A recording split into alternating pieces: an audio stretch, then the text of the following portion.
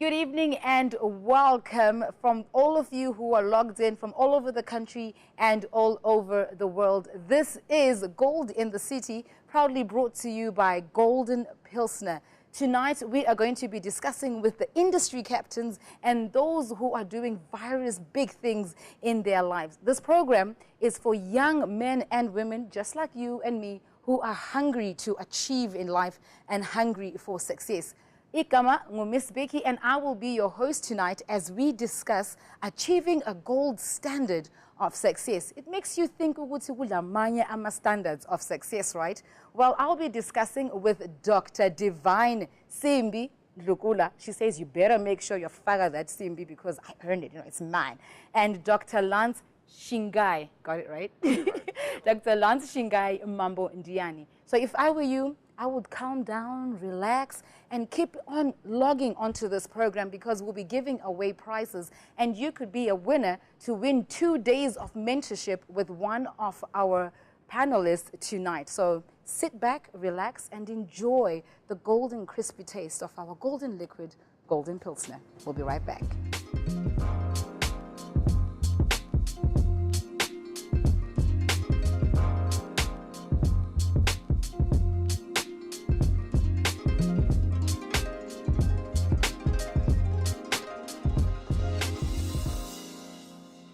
It is Gold in the City, brought to you by Golden Pilsner, and we are discussing all things to do with life and success. As I mentioned earlier, I have two wonderful guests who are industry captains in their various industries that they represent. So on my right is Dr. Divine Simbi Lukula, who is the founder and managing director of DDNS Security Operations. So if you've heard about Securico, really, you've heard about Dr. Divine, unless if you live under a rock, like really.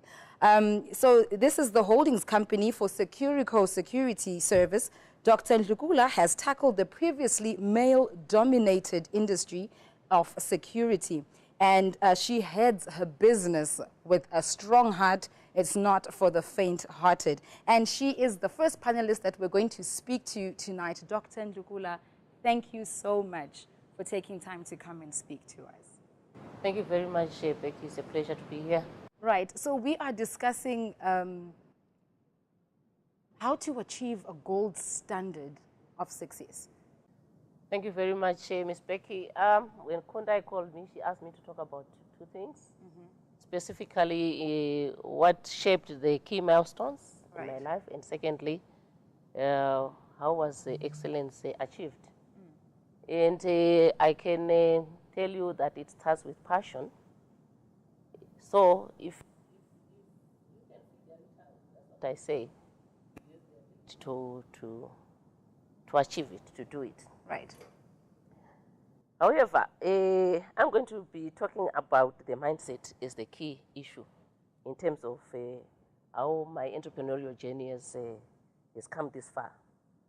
I also touch on achieving excellence through execution, because without execution, you cannot build a strong, sound, and sustainable business. So what shaped the milestones for me? Success and freedom, first and foremost, is a mindset. There's a French philosopher, Voltaire, who said, I quote, "Man is free at the moment he wishes to be," end of quote. So for women in particular, and the young women out there, means overcoming the many perceived or real barriers that we think are in our way to success that we think surround us. So the key to realizing that dream is to focus not on the success, but to focus on the significance. And then even the small and little victories along the path will take on a greater meaning. Because if you are not thinking of significance, you are not going to have a meaning in what you are going to be doing. So I focused on the significance of ensuring that I gave an opportunity of employment to women, young women, that invariably would not have had an opportunity, so that they could educate their own children. That is the sector that I thought is a mass employer, and women didn't have an opportunity to be employed there. So by all means, it starts with dreaming the impossible.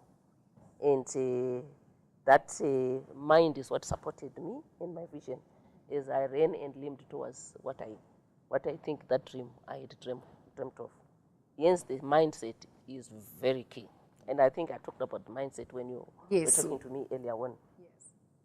I'll tell you that I know Kundai talked about mentorship in this particular program, but having a mentor is not enough, because if a new farmer, a trader, or whatever they are going to be doing, if their mindset is not in the right place and their beliefs are not in the right place, they will be limited in terms of the application, because they cannot apply those new skills.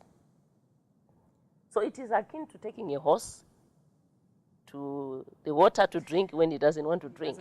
Won't drink. So how do we achieve excellence? Excellence is never an accident. Of high intention, sincere efforts, and intelligent execution. It represents the wise choice of many alternative choices, which all of us do have. The young people out there have got various choices, and they are at the point where they are supposed to be making the right choices at this time. It's not a chance, it determines your destiny. My team and I do everything, absolutely everything, with a great sense of purpose. So, That's big, that's important. many people get bogged down. I think this is one of the things that I see that happens. Many people get bogged down with too much meetings, too much analyzing, Yeah. and planning, when what they really need to do is just to get down and take action. Post and Charan, I think you know about Post and Charan. They wrote a book called Execution, and I'll quote what they said. Quote, leadership without the discipline of execution is incomplete and is ineffective. Without the ability to execute, all other attributes of leadership become hollow. End of quote. So the point here is that success does just not happen. It comes as a result of doing certain things in a certain way, repeatedly. Successful people get things done. I will emphasize done with excellence and on time. And this is what distinguishes those people that make it and those that don't. So practically, Ms. Becky and our viewers out there, simply think carefully, make decisions, develop a plan, get started, execute. Be an action person. That's who I am. And that's what has taken me this far. Wow. Believing in one's idea, I know there's a lot of people out there who are wanting to be entrepreneurs, because that's what we need to do. We all want to be. Everyone wants to be in business, and this is what we need, because we need a lot of people that are not just coming out of college or school to be employed, because there are no jobs, but we want people that are going to create employment for themselves, for the others. So what they need to do is to trust their instincts and not to be afraid to fail, because if you talk about failure, I've been there. Securico was one of the first business that I started. And so I understand. And that is what has built me to who I am today, because I failed one way or the other. And for me, I believed in my idea 101%, and I did not let anyone stop me, because everyone told me it was not possible. I must have heard the word no 1,000 times. Oh, don't we all? It's like. And most, I went into a sector which was considered not suitable for women. I believed in my business idea 101%. I did not let anyone stop me. I was not afraid to fail. And that is the key part of my success. And that is the power of the mindset. This is why I talk about the power of the mindset. Now, when I talk about it as a team. We set goals. We create routines that support those goals. And then we ruthlessly track our progress.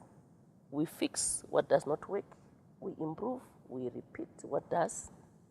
We refine. We define. We adapt. And we work damn hard every day to be better from where we were yesterday. Hence, we, as a business, we are certified to international standards like ISO standards.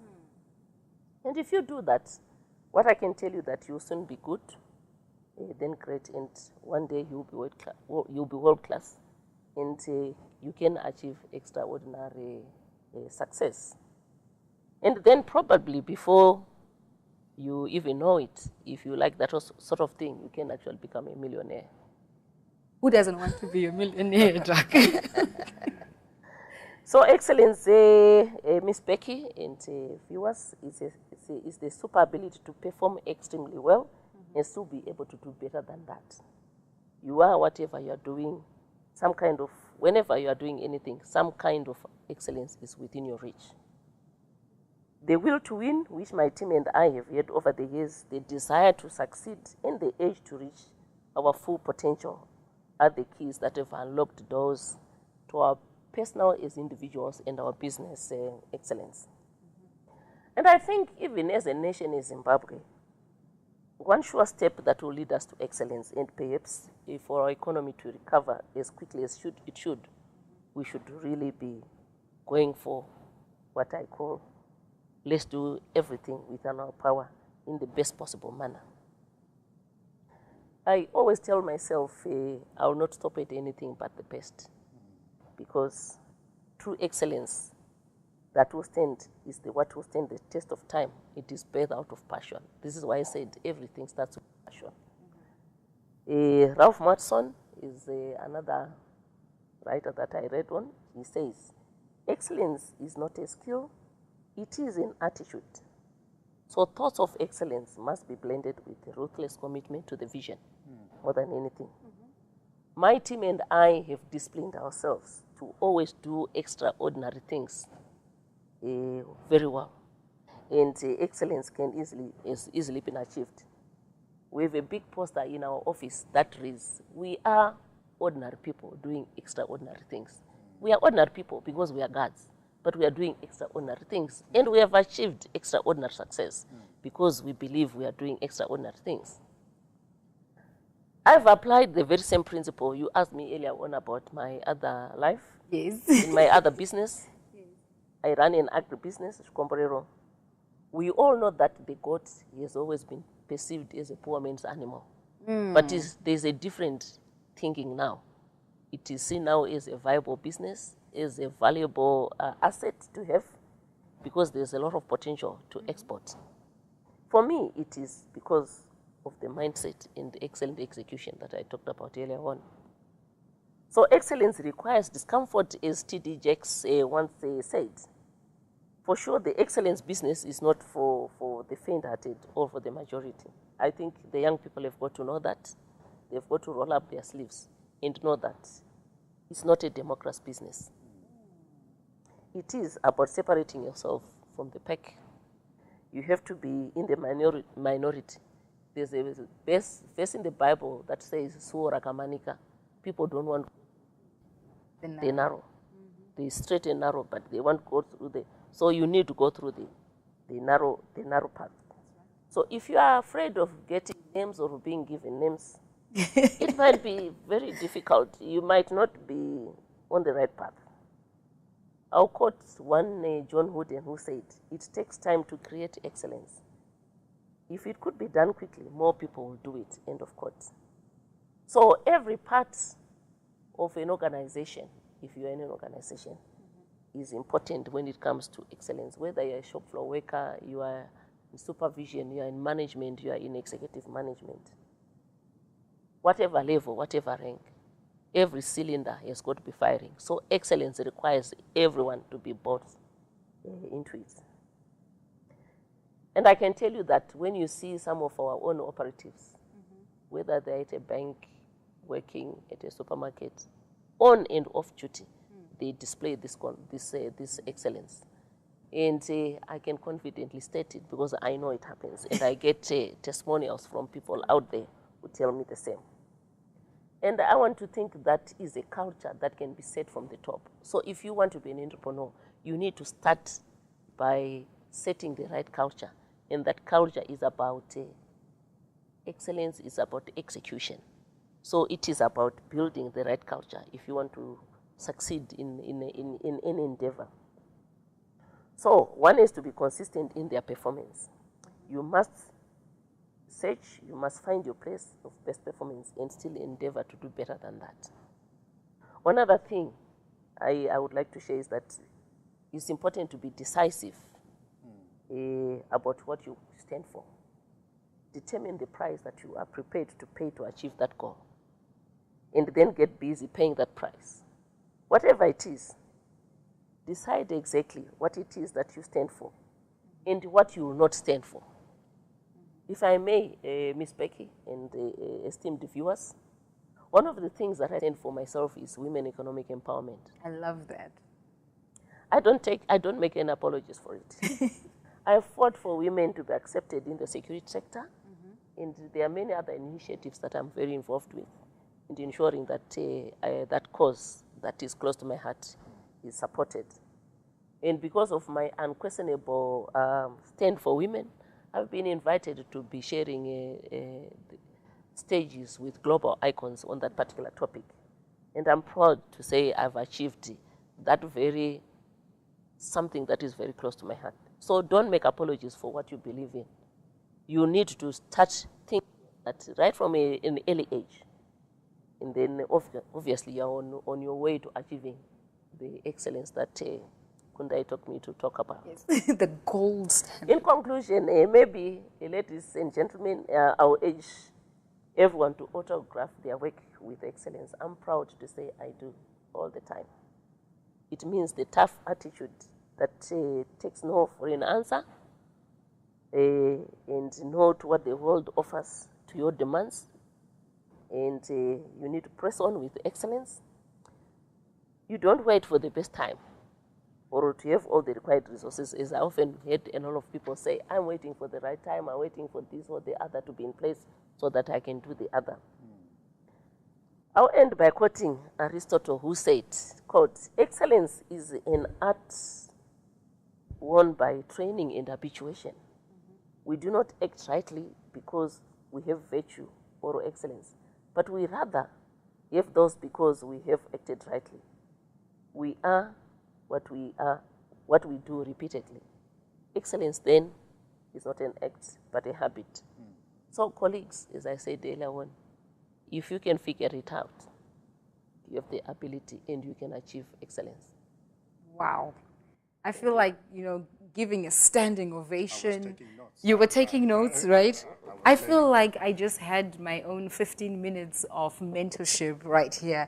If you were just joining us, it is Gold in the City, a platform where we discuss with industry captains and those who are doing a variety of changes in their lives to help young men and women just like you and me to achieve a gold standard of success in our lives. We just heard from Dr. Divine Simbi Ndlukula, who is doing amazing in her line of work. Now, Doctor, you spoke in your story that I ran and I limped to get to where I am. I absolutely love that because you stopped at nothing to get to where you are. And in your whole presentation, what I picked was consistency is key. If you're going to start strong, you need to finish strong, and also not to give up on what you believe in. You also mentioned that you have to be decisive. Indecisiveness can bring a lot of us down. And not being able to make a decision is actually deciding not to be what you want to be. So thank you for that. I feel like, okay, I know we're not done, but right now I feel like, okay, we can go. But stay tuned. When we come back, we speak to Dr. Lance Shingai Mambundiani as he gives us his take on achieving a gold standard of success. We'll be back.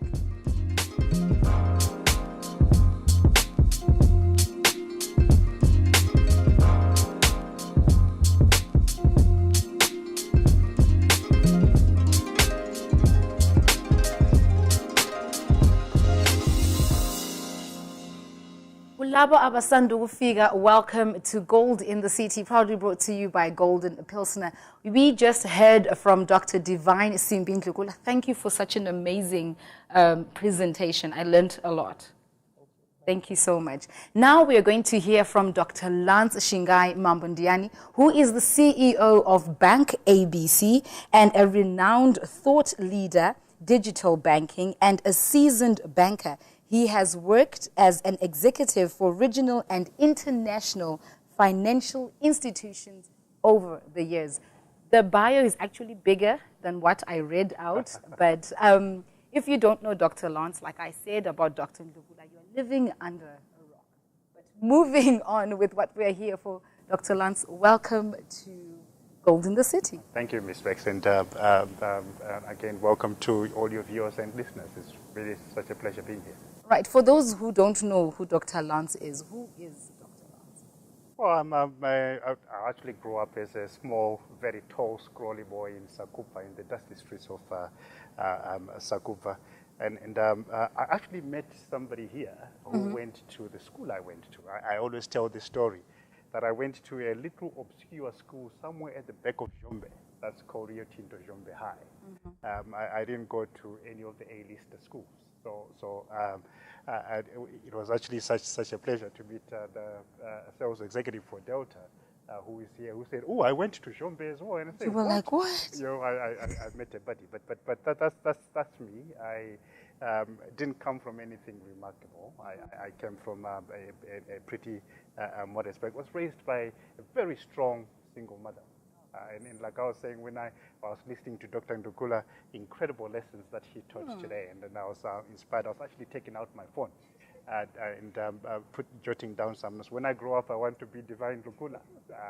You and me both were in that. We were in that She's bowl. just an incredible, inspiring woman, and I grew up with my mother, who is a pillar in my life. I always tell this story that I grew up with a mother and my grandmother, who was pretty much the matriarch of the family. And I learned business at, Sakuva musika wehuku kwa Tenderere. Papakazvatangira ipapo nyaya chino yakatangira ipapo. And I always tell this story ad nauseam. My team is absolutely tired of the story because I say it all the time. That every time I remember what business looks like, I think of my grandmother. And I think of the fact that she went through a lot to put me through school and to put through many of us through school. And I think that's my story. And I love telling it. You know why? Because there are many who probably are in exactly the same situation as me, who I believe can probably learn or pick up one or two things that can inspire them as well to do better. Wow. Well, we are excited to have you on tonight's platform. We are talking achieving a gold standard of success. Take us through it. Really interesting topic, and like Doc says, I actually don't know what to say. That famous cliche. Yes. That, the previous speaker spoke about everything, and I don't have much to say. But I wanted to say, when I was reflecting on the topic, and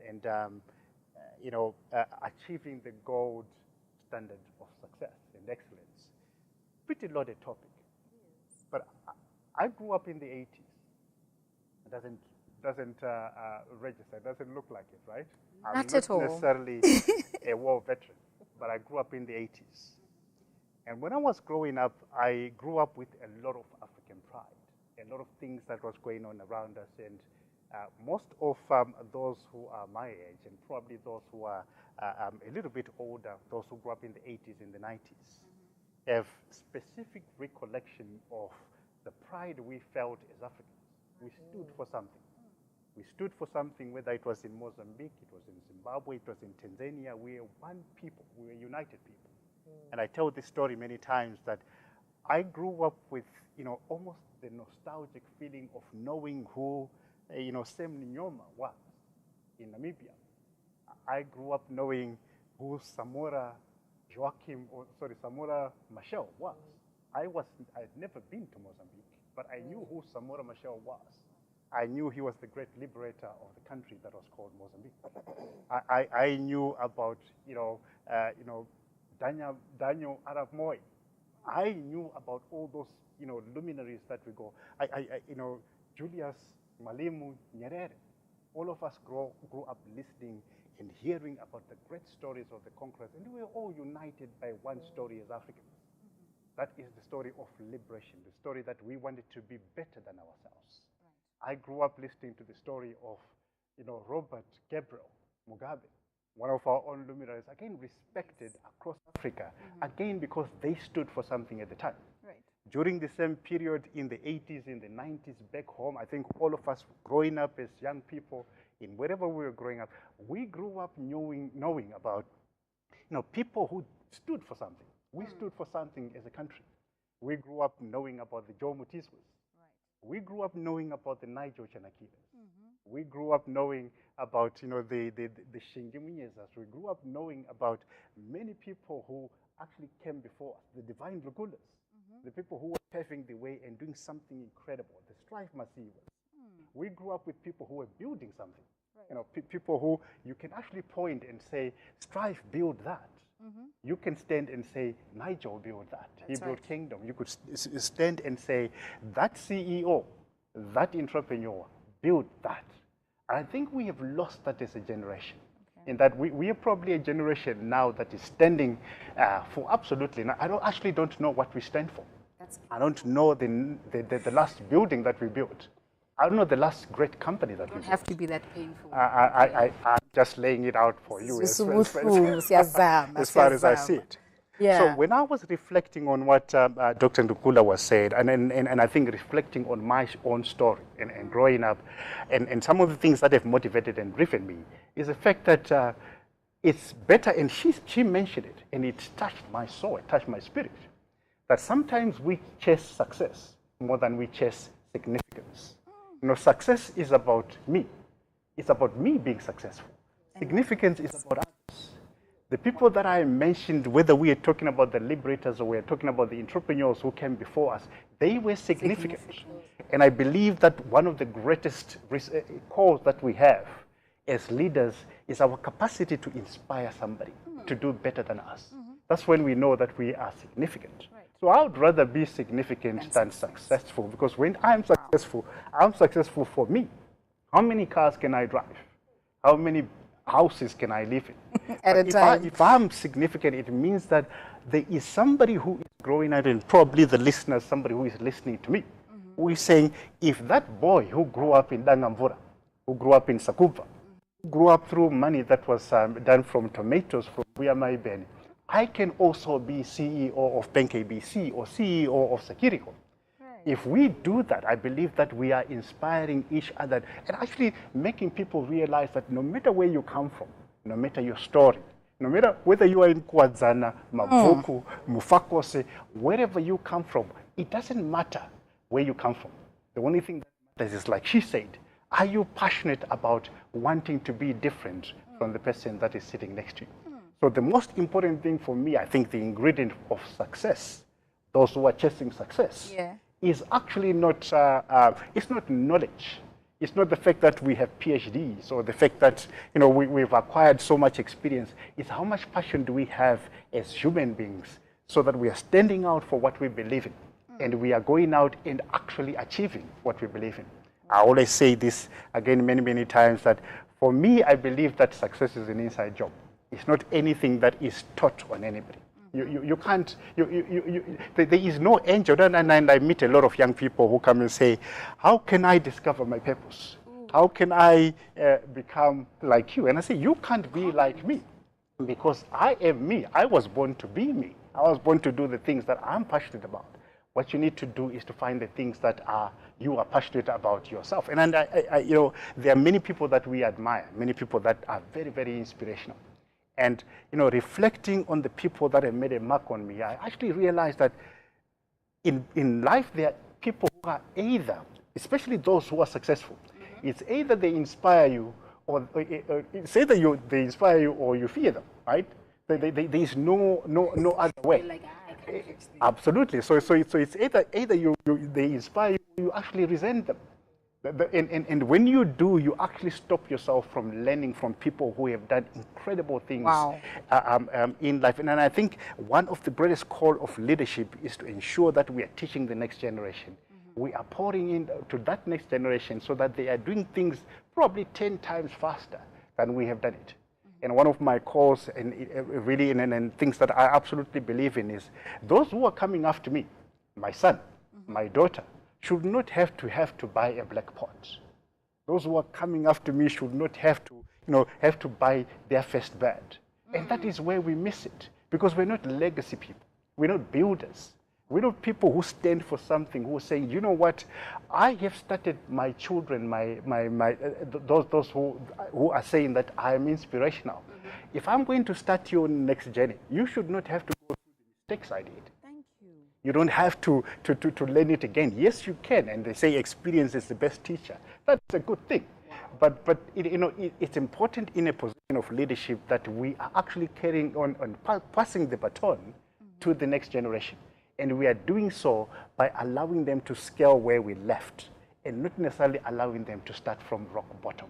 If my children are starting from the black pot and her children are starting from running Securico, who do you think is going to be more successful in life? Obviously, the person who has really... Who's been set up. Absolutely. And I think that's what we need to do. Whatever asset we are entrusted to run, we need to make sure that we are living it better than the way that we found it. And whatever we do, whatever we are entrusted to run, whatever we are entrusted really to do, we need to make sure that we are pouring our hearts out. We're doing the best that we can. I believe my life ethos is hard work. I have a PhD, but I don't believe that I am the smartest person in this room. I actually don't believe that I'm the smartest person wherever I work. Whatever I have done, I believe that I've distinguished myself not because I have a PhD, but because I believe in the ethos of hard work. Right. So I would rather employ somebody who is passionate than somebody who knows. Because those who know, whatever knowledge can be taught, and I was saying this again a couple of days ago, knowledge can be taught. You can't teach passion. You can't teach a person really to know how and what they need to do to go to the next level. And passion is more important than knowledge. If you are the most knowledgeable person in the room, I can tell you, you can be the most knowledgeable, but you can't outwork me. Whatever I don't know, I really want to make sure that I am compensating that by hard work. And I know there are many people who would think, okay, so I'm talented. I had 2 A's at A level. And I can tell you I was a smart cookie as well at school. Right. Not necessarily because I knew, but because I read.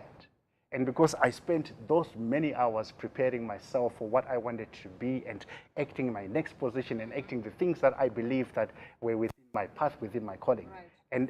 And I think that that's why I always say that no matter where you come from, no matter whether you are tall, you are short, you are stout, you are whatever you are, no matter your circumstances, because in many instances, people like me, growing up as I did, going to the school as I would have done, I probably would have been the first person in my class, in my family, to go to university.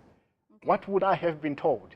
You can't do it because your uncle ran a butchery, yes, because your uncle rode a bicycle. You can't do it because you are from Dangamvura. You can't do it because you are from a single mom. You can't do it because of many circumstances. So in many times, we listen and we are a lot more attuned to our circumstances than we are about the future.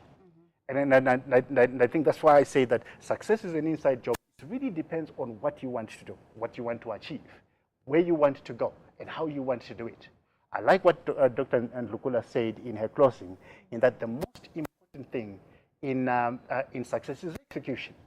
In fact, I always say that the difference between those who succeed and those who fail is simply in that that person who is succeeded has decided to get up and do something. Do something about it. If you don't, there are many people with ideas. There are many people with concepts, with thoughts. If you're not standing up and doing something, you are going to be mediocre. And I can tell you, those are the kind of people who always say, he stole my idea. He is doing something that I wanted to do. Yeah, but guess what? You didn't do it. So I didn't steal your idea. I went on and did something about it. And perhaps I sacrificed something that you didn't sacrifice. Whether that is because I've taken a loan to start a business or because I've spent many hours studying to become the best CEO that I can be, is because I have given something, I have actually sacrificed something that you haven't.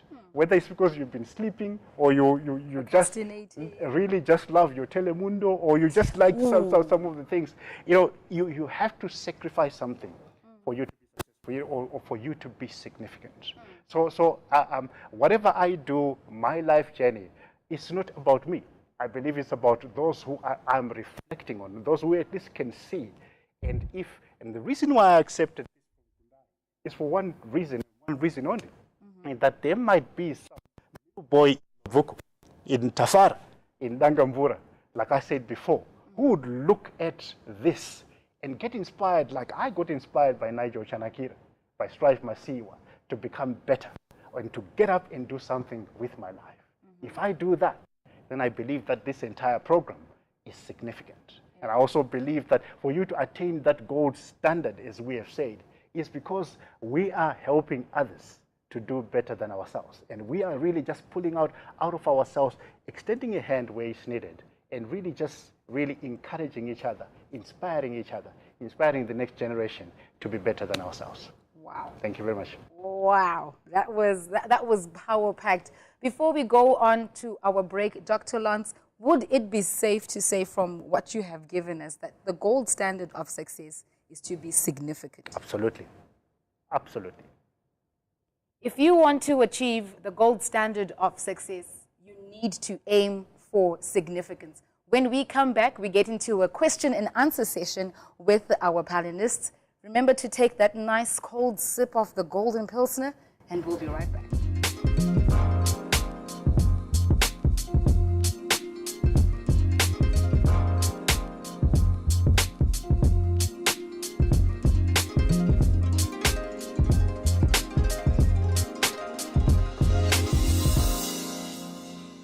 Welcome back, Ikama Ngubeki, and this is Gold in the City with Dr. Divine Simbi Ndlukula and Dr. Lance Shingai Mambondiani. So we've heard both stories, and now we get into our question and answer. Dr. Ndlukula, I will start with you. What is it that made you decide to get into that career of choice? Well, for me, Miss Becky, I knew what I wanted to be right from a very tender age. I remember as I was growing up in high school, I would tell my friends that I'm going to be in business. And at the time, in the 70s, you know, business was associated with tuck shops, with selling sweets, and so on. So people would laugh at me and say, why wouldn't you want to be a teacher or a nurse or an air hostess? At the time, air hostessing was the in thing, flying and so on. So I would say, no, I am going to be in business. And Mark, this space is going to be not, it's just a small business, it's going to be significant. You said those words. I said those words. And people would really, you know, my friends, my peers in school would laugh because it was a big joke. So I knew exactly where I wanted to be. I knew I wanted to be in business. I knew I wanted to own my own means of production, and I knew I wanted to be leading people in determining the destiny of where I want to be. Wow. I knew I also wanted to employ other people, empower other people, all these things I knew from that tender age. And on that, in terms of deciding the career path that you wanted to take, any decisions that you regret making? Interestingly, it's a question that I've often really struggled to think, is there anything that I have regretted that I would have done differently? To be honest with you, none. I've always, where I am today is what I've always wanted to. And this is why when I spoke here, when I said, when I decide on something, I said this is what I want to do. And I just, you know, doggedly follow my passion and go for it.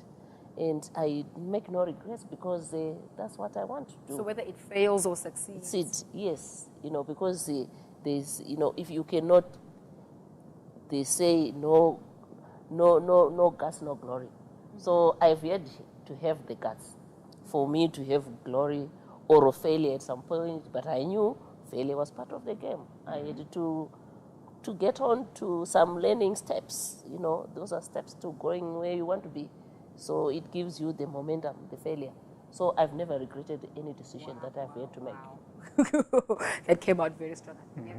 So in essence, you are saying be accountable for the decisions that you make. You need to be accountable. You need to make yourself account and say, look here, Divine, this is a decision you made, and it did not go as planned, right, but certainly you're on the path to where you want to go. So you need to be accountable.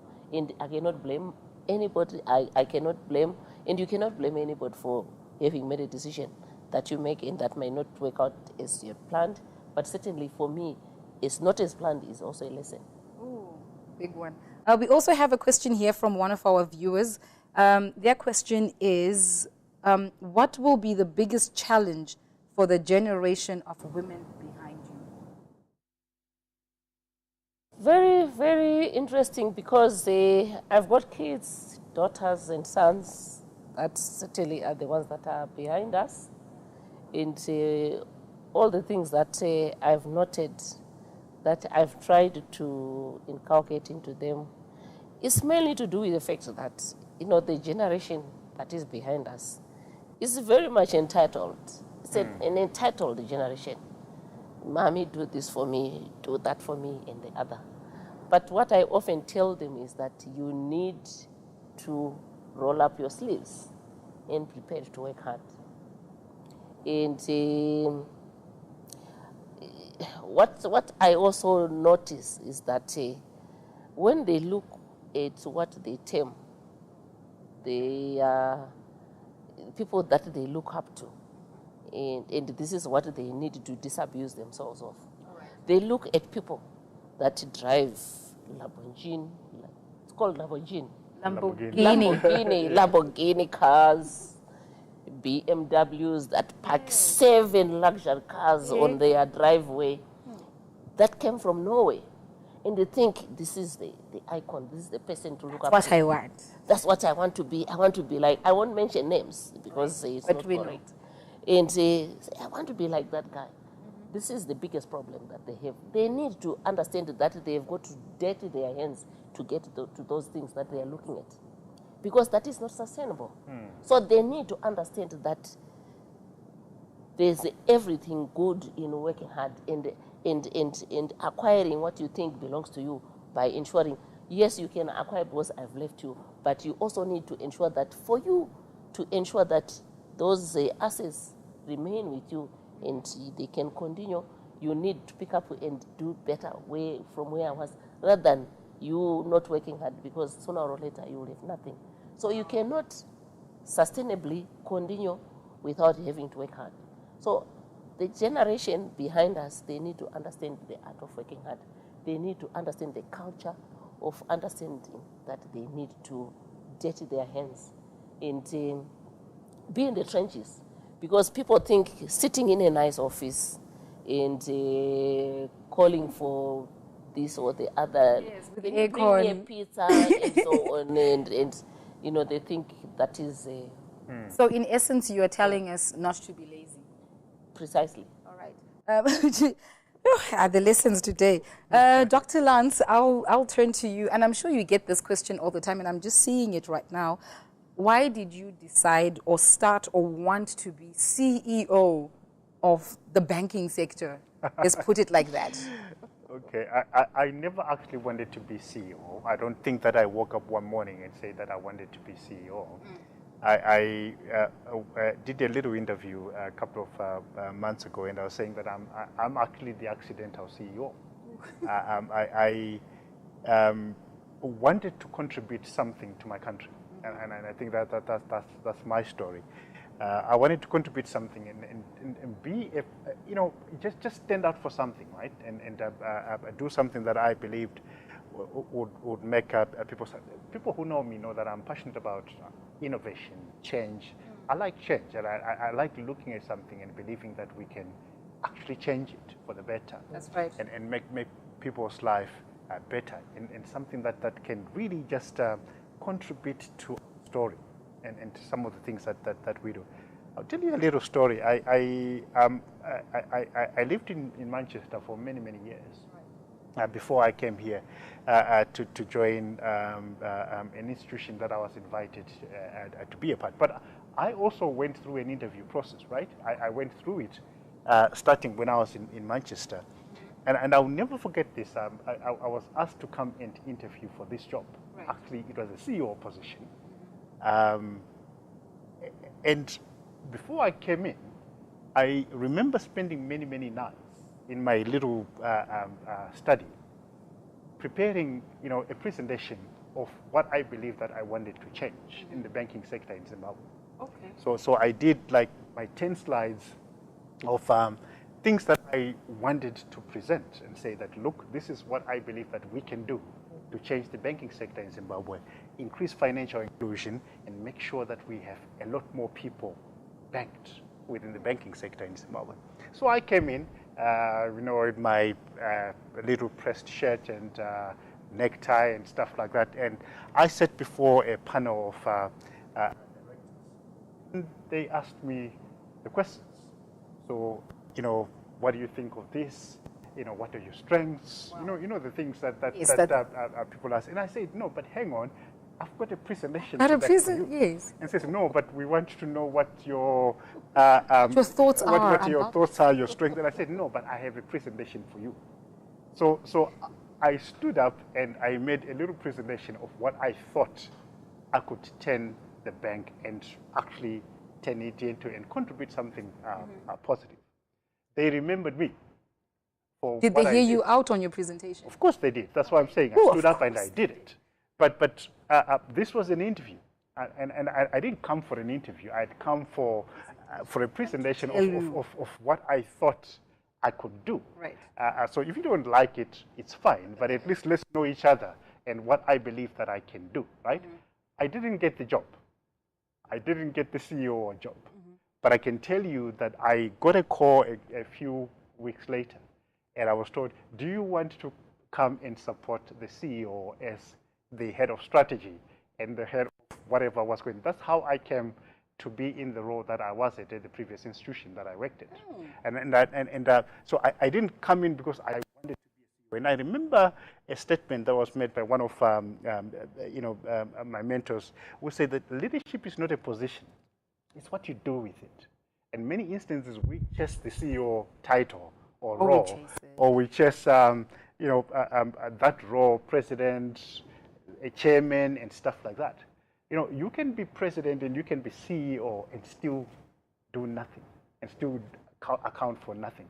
What have you done with the fact that you are CEO? What have you done with the fact that you have that position? And what influence are you able to lay on the table? What change have you made? Have you left that institution a little bit better than you did, than the way that you found it? Have you changed somebody's life? Have you motivated somebody? Have you taught somebody? Have you mentored somebody? Absolutely. But so sometimes we get fixated on the position and not necessarily on what we can do with it. I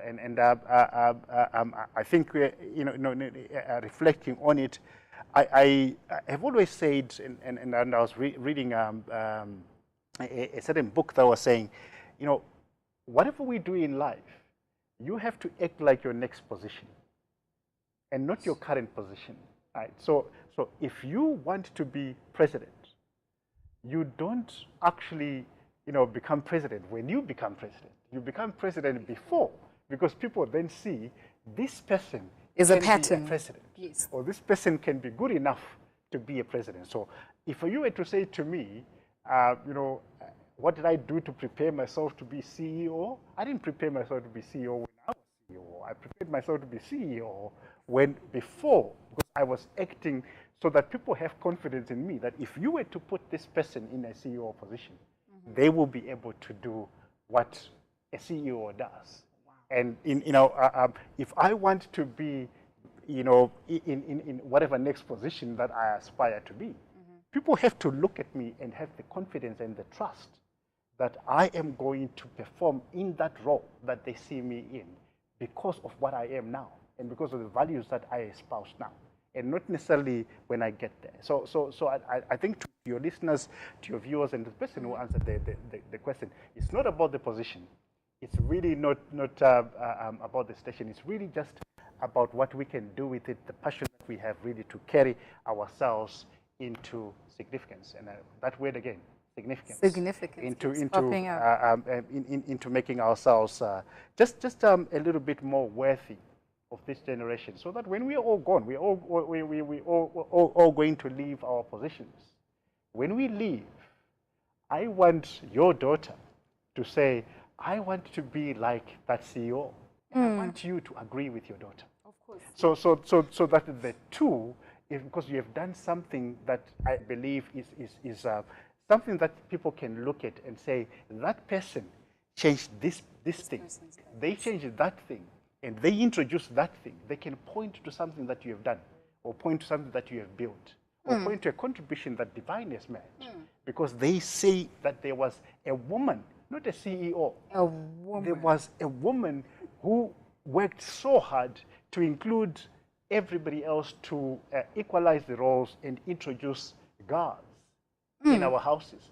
I have one of her girls in my house. Oh, did you? Wow. And I can tell you, she performs as good as any other guard, male or female. But when they come, I respect her, and I also know that they are following the legacy that she has left. And not necessarily, like I said, because she is the CEO, but because of the things that she has done with the role and the position that she has. Wow. So you have just taken us through this whole process, and it's not about deciding. It's about preparing yourself for where you want to be. So by the time the opportunity to be CEO came, you were already showing the signs and the traits of what a CEO should be. Absolutely. Wow. You also mentioned something to do with generation. Now, you've got millennials, and then which are termed Generation Z, and then you've got the others. How do you then balance, or how ready are we to accept the Generation Z in our different companies or fields of expertise? Incredible question, and again, it's many stats that we've gone through tell us that Africa is the youngest continent. We have the largest, population here, under 18, bar none, by any other conference. And I was listening to Professor Charles Schwab, is the chairman of the World Economic Forum, was saying that the future belongs to young people. In fact, he said that there are two things that matter in the future: young people and technology. Those are the only two things that is going to define, the course of history in the future. It's not assets, it's not the size of the company that you have, because young people can literally produce a product sitting at the corner of their room, and that product can take over the world. That, howsoever billions of us are using WhatsApp, created by somebody, not necessarily because they had assets or because they had millions of dollars in funding, but because they had an idea, they had a thought. So the future is actually not a competition of knowledge. I think it's a competition of innovation, of young people who are coming together and really just changing the world. And I was reflecting and speaking at some event a couple of days ago, and I made this statement that I want to lead a company that my daughter can work in. And that is my passion, because my daughter is Generation Z. And I want my daughter to walk into a company that is led not necessarily by, concepts or theories of the past, by, our fuddy daddies who say that this is what we have done for 20, 40 years. And let's keep it like that. Let's keep it like that. But somebody who has the foresight of knowing that the generation of today, the Generation Z, is somebody who might never walk in to actually physically touch your product. Is somebody who lives on their iPad. Is somebody who is connecting and meeting their boyfriend on a dating site. And that's okay. Is somebody who is never ever going to buy an album, but who is used to Spotify. Is somebody who is going to consume their news, not in a newspaper, but on Twitter, but on Facebook, because that's where they get their news feed. So if we just change our mentality and actually realize that the customer and actually the leaders of tomorrow are those that are not necessarily within the same framework or the same mentality that we have, we're going to save ourselves a lot more pain than what we are trying to do. Because in many instances, we are trying to solve today's problems with yesterday's logic. And the Generation Z is not going to stand for it. The Generation Z, like she was saying, hugely fickle, very impatient, and they have no loyalty to anything or to anyone. So they're not going to be loyal to your product. They're not going to be loyal to your company because you're Securico or you're Bank ABC. They are going to consume your product because it's cheaper, it's faster, and it's more efficient, and because they can access it at the touch of a button. So, I say it again, that the way that we have to get to Generation Z is to understand that they are hugely adept to whatever we are not adept to, whatever we didn't know in the past. I was giving an example that I took my daughter to Trotberg, Nyanga. Okay. And I was doing a strategy session with my team. My daughter, I said, let's go outside so that you can play a little. She went outside on a swing. So 2 swings, she was on a swing and she put her iPad on the other side of the swing. That is the kind of generation that we have. It was accommodating her life. Absolutely. Okay. So she is playing Roblox on one side and swinging she is swinging on the other. If I were to tell you that this is the future of what children of today were going to be like, you know, you will be laughing at me because we grew up playing pada, raka. You wouldn't think of an iPad during that period. But for her, she can multitask. She can play Roblox and she can do your whatever you are distracting her, you know, from playing Roblox and doing. So I guess I'll conclude by saying the customer of the future, you know, Generation Z, those who are going to rule the world, we actually need to think of ourselves as if, you know, the people that matter is not Donald Trump, right? It's people like Mark Zuckerberg. Those are the people who are leading us, who are leading the world. And we have to be accommodative in our companies to make sure yes, to that kind of customer. They're companies for me that have been hugely significant in changing the discourse of our mentality, how we think, how we do business, how we communicate, and how we just really just relate to each other as human beings. Wow. So overload. Again, one of my favorite statements is, I always say, you know, the Generation Z, the customer of the future, for us to capture them, we almost need to do and offer product, services, whatever we offer, in the same way that Google does it. There's to offer something that is as intelligent as Google, and something that is as easy to use as Apple, and something that is as accommodative and talkative as WhatsApp. That's a nice way of putting it. You have to catch a nice way of putting it. Generation Z. Well, Dr. Lance, like I said, my brain right now, I feel like I have a brain overload. I need to go home and take down your notes, her notes, and put them together and be like, what are you going to be doing with your life? And I'm sure I am not the only one who has found a lot of nuggets, life nuggets from both our speakers. We had Dr. Divine Simbi Njukula and also Dr. Lance Shingai. I was like, oh my gosh, what's that other name? Mambondiani. Both champions in their industries and changing lives of young men and women just like you and me.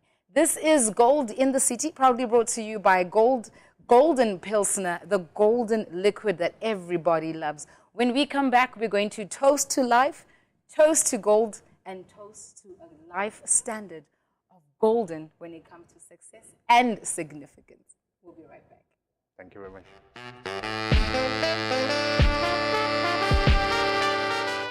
If you were just joining us, well, you joined right on time because we are about to make a toast of a lifetime. But sadly, it is the end of today's program. We had Dr. Divine Simbi Njukula and Dr. Lance Shingai Mambondiani. Thank you both for taking time out for that mini mentorship program that you took us through. Thank you for having I am going to invite you to make a toast with me. Right.